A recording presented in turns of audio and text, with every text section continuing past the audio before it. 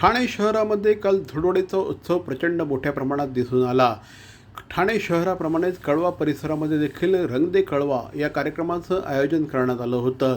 प्रसिद्ध नृत्यांगना गौतमी पाटील या कार्यक्रमाला उपस्थित होत्या. शहरामध्ये धुळवडीचा उत्सव उसळला होता. सोसायट्या, चाळी आणि मैदानांमध्ये रंगांची उधळण झाली.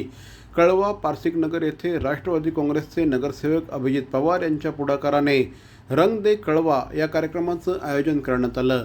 या कार्यक्रमाला तरुणांची मोठी गर्दी झाल्याचं चित्र बघायला मिळालं. यावेळेस विशेष आकर्षण म्हणून नृत्यांगना गौतमी पाटील याने देखील हजेरी लावली. आमदार जितेंद्र आव्हाड, समाजसेविका ऋता आव्हाड तसंच राष्ट्रवादी काँग्रेसचे ठाणे अध्यक्ष मनोज प्रधान यांच्यासह अनेक मान्यवर यावेळेस उपस्थित होते. खूप छान वाटलं. मला ठाणेकर नेहमी, मुंबईकर ही मला पूर्ण सगळे सपोर्ट करत असतात. सर्व प्रेक्षक वर्ग आज ठाण्यात येऊन मला खूप छान वाटतंय आणि रंग खेळून खूप छान वाटतंय. सर्वप्रथम सर्वांना होळीच्या खूप खूप खूप शुभेच्छा.